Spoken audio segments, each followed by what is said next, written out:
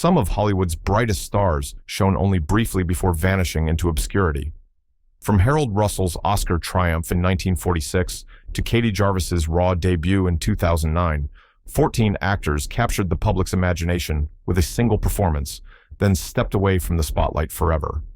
Their stories span decades of studio power, cultural upheaval, and personal conviction, revealing how one role can define a lifetime.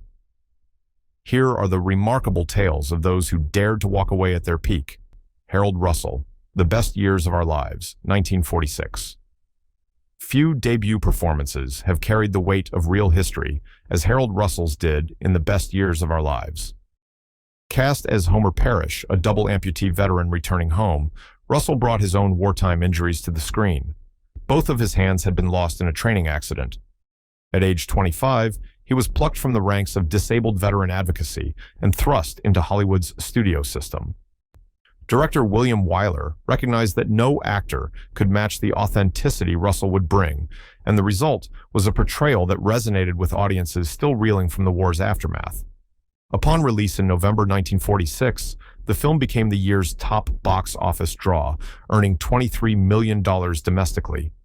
Critics lauded Russell's performance as raw and unvarnished, qualities that led to the unprecedented pair of Oscars, Best Supporting Actor, and an honorary award for bringing aid and comfort to disabled veterans.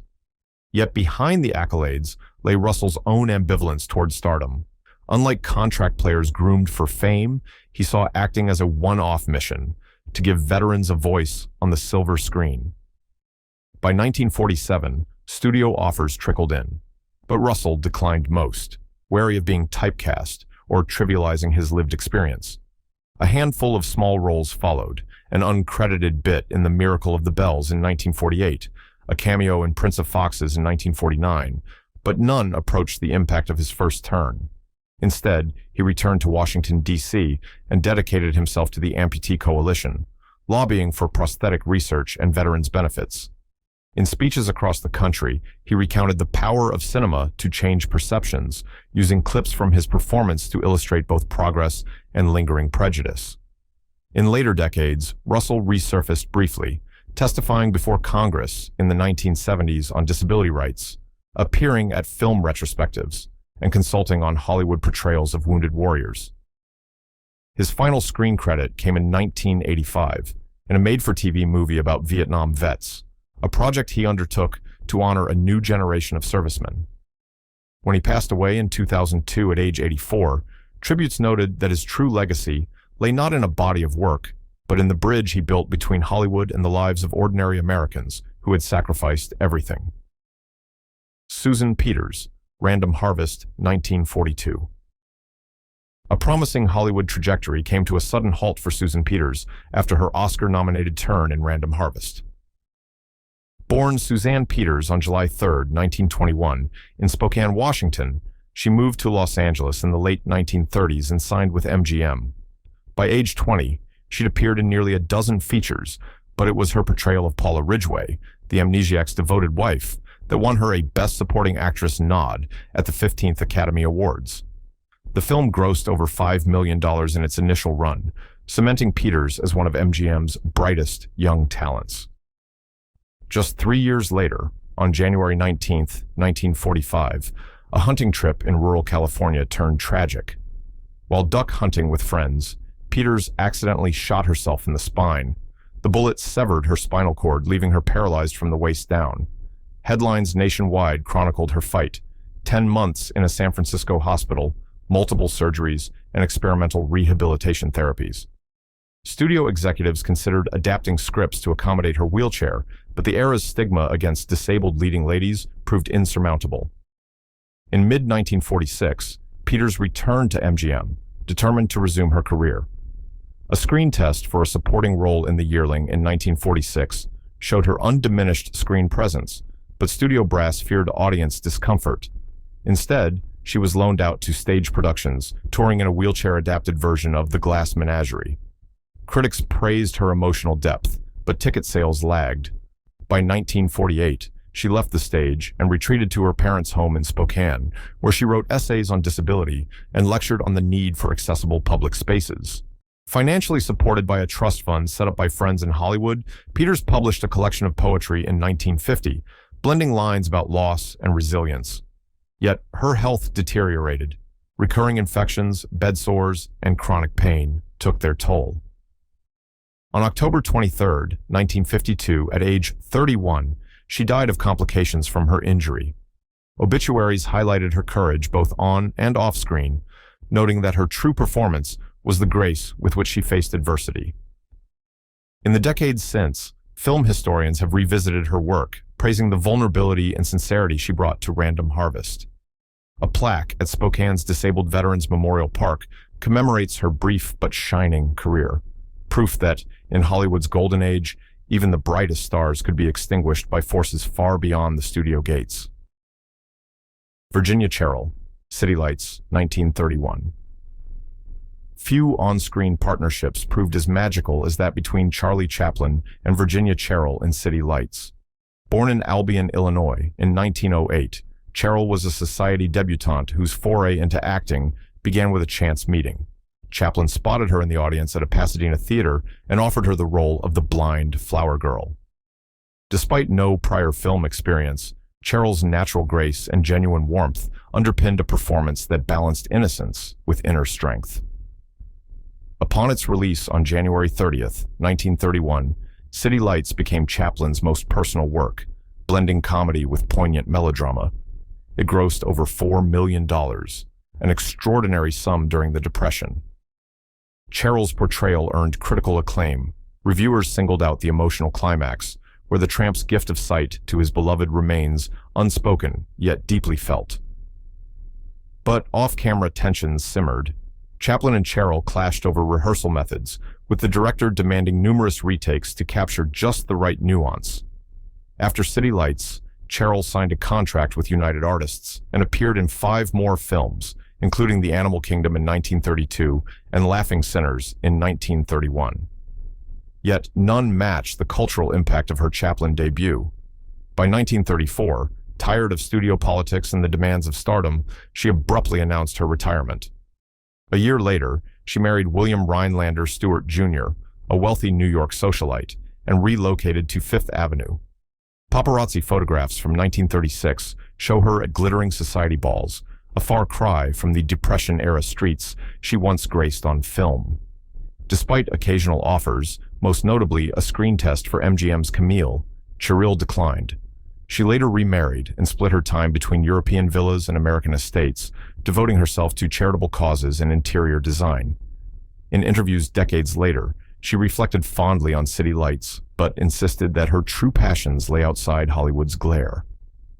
Virginia Cheryl died on February 15, 1996, at age 87, leaving behind a single iconic performance that continues to enchant new generations. Her choice to step away at her peak stands as a testament to personal agency in an industry built on perpetual reinvention, an era when one unforgettable role could define a lifetime. Peter Astramm, Willy Wonka and the Chocolate Factory, 1971. Only a handful of child actors can claim a single performance so indelible that it becomes cultural shorthand. Peter Ostramm's Charlie Bucket is one. Born November 1st, 1957, in Dallas, Texas, Astramm landed his first and only film role at age 13 after auditioning at a New York casting call. His humility and earnestness won director Mel Stewart over, and by August 1970, he was filming scenes in Munich and London, inhaling the aroma of real chocolate on set. Upon its June 30th, 1971 release, Willy Wonka and the Chocolate Factory garnered mixed reviews, but soon found an audience on television syndication and home video. Charlie's final encounter with Wonka became a defining moment for viewers worldwide. Despite the film's growing cult status, Astramm returned to Pennsylvania after filming Wrapped, enrolling in high school rather than pursuing Hollywood opportunities. Offers from agents and studio executives arrived by the dozen, urging him to capitalize on his newfound fame. Astramm, however, was uninterested. Preferring a private life, he enrolled at Cornell University to study veterinary medicine. In 1984, he earned his DVM and set up practice in Lowville, New York, where he became known for his compassionate care of large animals and farm livestock. Local newspapers ran human interest stories about Dr. Charlie, the former child star turned beloved veterinarian. Over the years, Astramm granted only a handful of interviews, most notably in 2005 for the DVD Anniversary Edition, where he explained that acting had never been his passion. He saw the movie as a wonderful childhood memory, but his real calling lay in science and service. Today, he operates a mixed animal clinic and lectures at veterinary schools on rural animal health, his name unknown to most of his clients. When Willy Wonka screenings draw packed houses, fans sometimes search for updates on the boy who found a lifetime of chocolate, in honesty. Instead, they learn that Peter Astramm traded stardom for stethoscopes, choosing to heal rather than perform. His disappearance from the screen was never an escape, but a deliberate path to a life of quiet fulfillment. Tammy Stronick, The Neverending Story, 1984. Childhood fantasy met a real-world challenge for Tammy Stronick when she was cast as the childlike empress in Wolfgang Petersen's The Neverending Story. Born June 1, 1972 in Tehran, Iran, Stronick moved to London at age 6 to train at the Royal Ballet School. Her ethereal presence caught the eye of casting directors, and by age 11, she was filming scenes in Munich's Bavaria Film Studios, donning flowing white robes and delivering lines in a voiceover recorded weeks later. Released on July 27, 1984, the film underperformed in U.S. theaters but became a sensation in Europe, eventually grossing over $100 million worldwide in re-releases and home video sales. Stronick's portrayal, part regal monarch, part child, became an icon of 80s fantasy. Yet behind the scenes, she grappled with the pressures of sudden fame and the dissonance of returning to school amid international adulation. Rather than pursue more film roles, Stronick focused on dance. She enrolled at Juilliard, earning a Bachelor of Fine Arts in Ballet, then co-founded the Catskill Hudson Dance Project in 1997. Critics praised her choreography as both rigorous and poetic, often drawing on mythic themes reminiscent of her cinematic debut. Reviews in the New York Times and Dance magazine noted her ability to merge narrative and movement, a skill honed in front of the camera. Occasional invitations to reprise her role in sequel talks arrived, but never materialized. In 2009, a viral online petition urged her return for a modern remake. Stronick politely declined, citing her commitment to dance education. Today, she directs youth programs in Kingston, New York, teaching ballet and improvisation to aspiring performers. When festival screenings of The Never-Ending Story draw nostalgic crowds, Stronick appears only as a guest of honor, offering brief reflections on childhood creativity. Dorothy McGawan, Who Are You, Polly Magu, 1966. One of cinema's great enigmas is Dorothy McGawan, the American model turned actress whose sole film role remains a cult touchstone. Born in 1941 in the Bronx, McGawan graced the pages of Vogue and Harper's Bazaar before being discovered by director William Klein. He cast her as Polly Magu, a satirical take on the fashion industry, filmed in Paris between 1965 and 1966. Upon its October 1966 premiere at Cannes, Who Are You, Polly Magu? Polarized critics. Some hailed its daring satire and McGowan's magnetic screen presence. Others found it too avant-garde. Box office returns were modest, but the film's influence rippled through French New Wave circles and art house cinemas. McGowan's haunting blue-eyed gaze and deadpan delivery made her an instant icon, yet she never pursued another acting opportunity. Within months of the film's release, McGawan vanished from public view. Accounts differ. Some say she returned to New York and resumed modeling under a pseudonym. Others claim she settled in a quiet New England town and opened a ceramics studio. A 1972 Village Voice article attempted to track her down, but found only hearsay. By the 1980s, the mystery of her whereabouts had become legend among cinephiles. In recent years, film archivists uncovered private letters between Klein and McGawan, revealing her ambivalence toward fame and frustration with the male-dominated fashion world. Excerpts show she valued creative freedom above all, an ethos she felt Hollywood could never provide. A retrospective at the Museum of Modern Art in 2010 finally reintroduced her performance to a new generation, accompanied by panel discussions speculating on her life after the film. Dorothy McGawan died quietly in 2018 at age 77, according to a local obituary in Exeter, New Hampshire, though details were scant.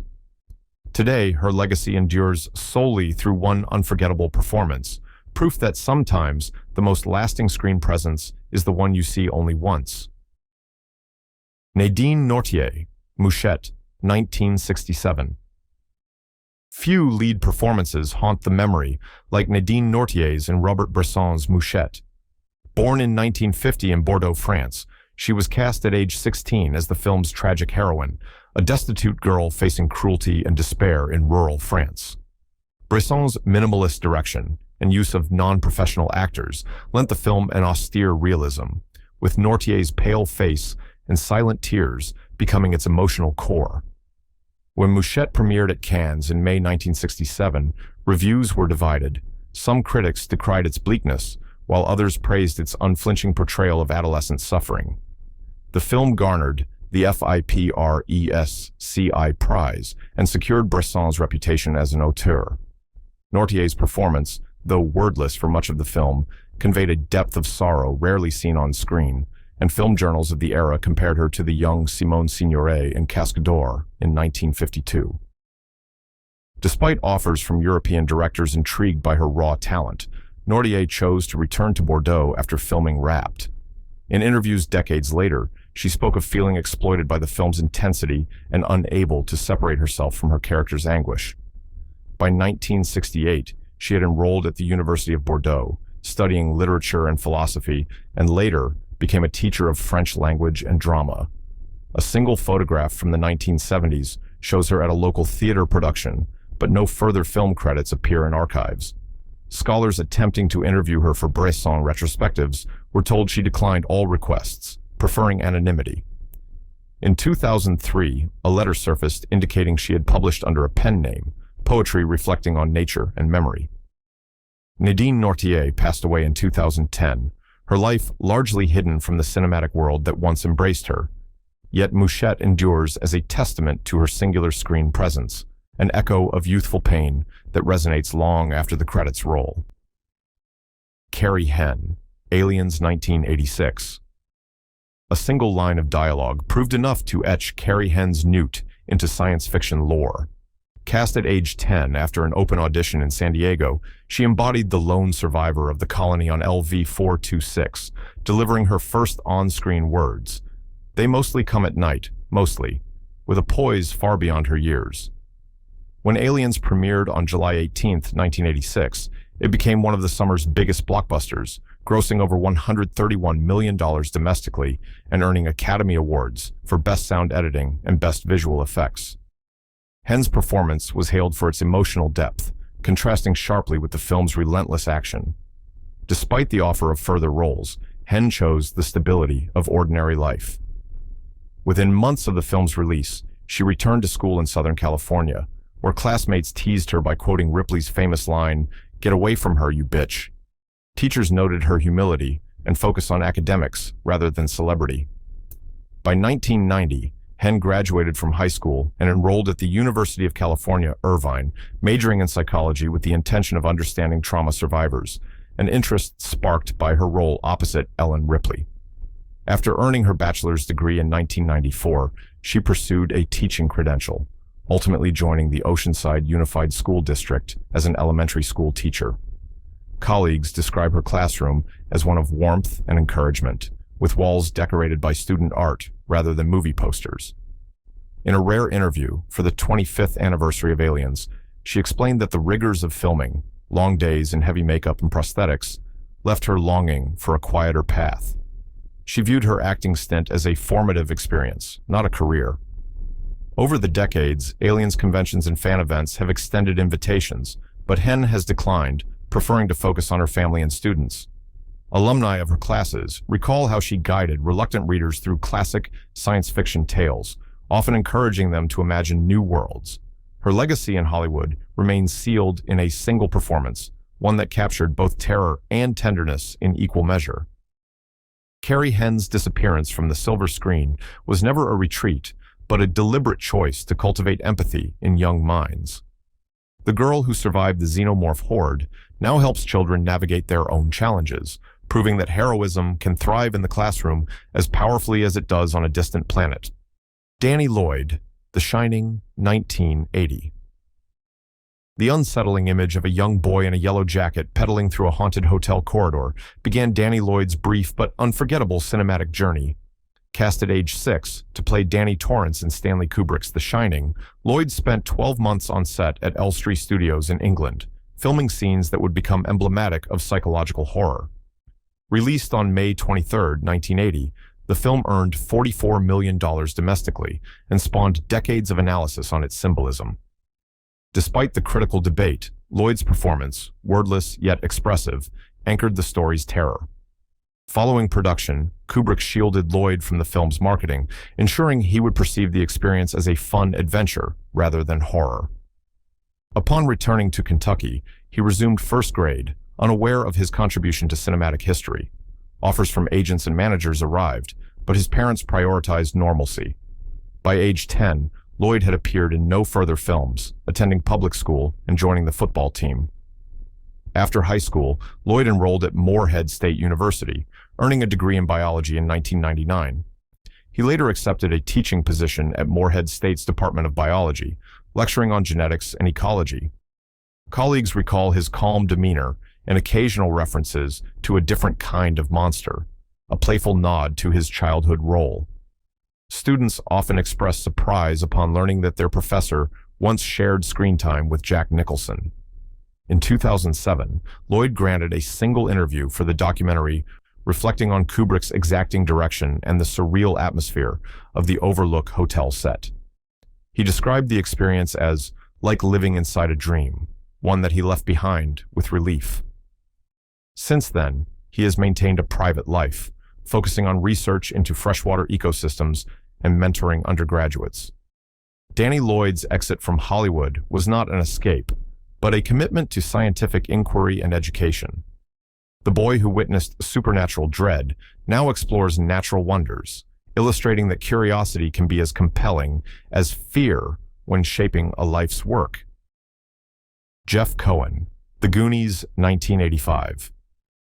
Few childhood performances resonate like Jeff Cohen's portrayal of Chunk in The Goonies, a rollicking adventure that captured imaginations upon its June 7, 1985 release. Written by Chris Columbus and produced by Steven Spielberg, the film grossed over $61 million domestically, becoming a defining hit of 1980s youth cinema. Cohen's signature Truffle Shuffle became a cultural touchstone, earning him fan mail and talk show appearances throughout 1985 and 1986.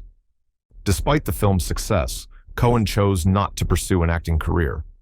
Returning to Los Angeles Junior High, he found that sudden fame often eclipsed ordinary life. By 1992, after a handful of minor television roles, he enrolled at UCLA, earning a bachelor's degree in communications. His interest shifted from performance to advocacy, leading him to law school at Loyola Marymount University, where he graduated in 2003. Specializing in entertainment law, Cohen joined Mitchell Silberberg and Knupp, representing clients ranging from filmmakers to recording artists.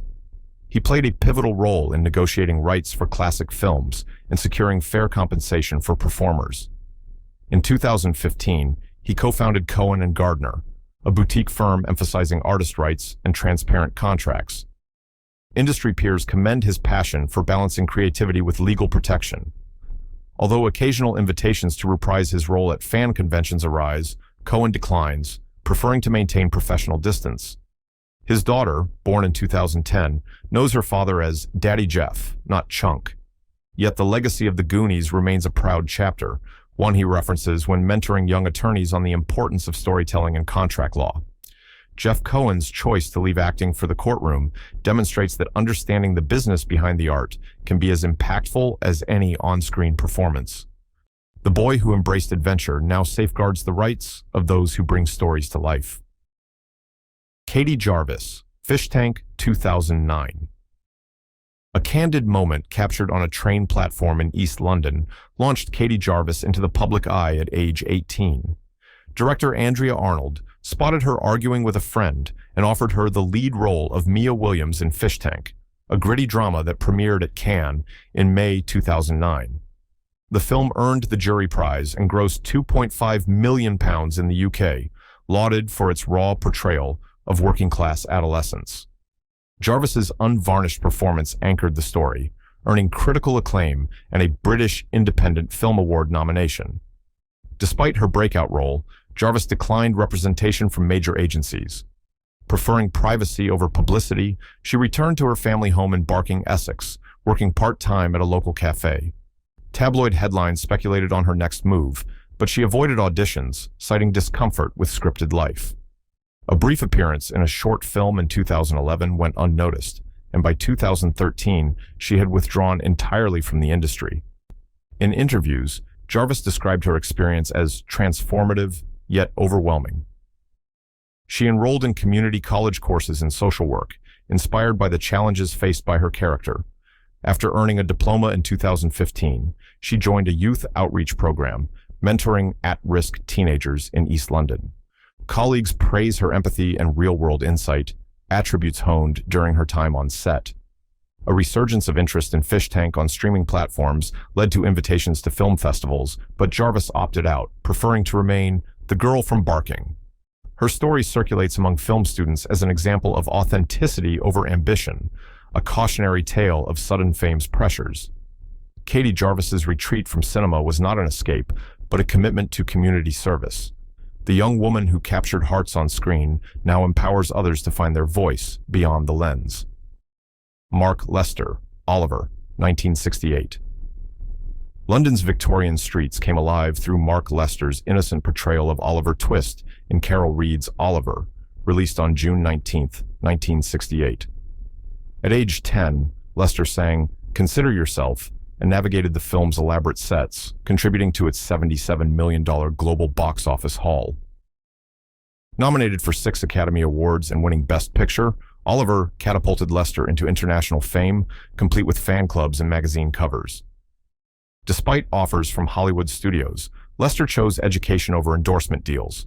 He completed secondary school at Latimer Upper in West London, and in 1976 earned A-levels in history and biology. A brief return to film in the mid-1970s included roles in The Return of the Pink Panther and Death or Freedom, but by 1980, he had stepped away entirely. Turning to healthcare, Lester trained as an osteopath at the British College of Osteopathic Medicine, graduating in 1985. He established a clinic in London's West End, specializing in sports injuries and pediatric care. Patients include professional athletes and families, many unaware that their practitioner once played Dickens's most famous orphan. In 2018, on the 50th anniversary of Oliver, Lester agreed to a retrospective screening at the British Film Institute. Speaking to a packed auditorium, he reflected on the film's impact, attributing his disciplined work ethic to the demands of child stardom. Yet he emphasized that his true passion lay in healing, not Hollywood. Mark Lester's departure from acting was not a retreat, but a transition to service. The boy who sang in a Victorian workhouse now eases the physical burdens of modern life, demonstrating that compassion can take many forms. Michael Schoeffling, 16 Candles, 1984. The archetype of the ideal boyfriend emerged when Michael Schoeffling appeared as Jake Ryan in John Hughes's 16 Candles.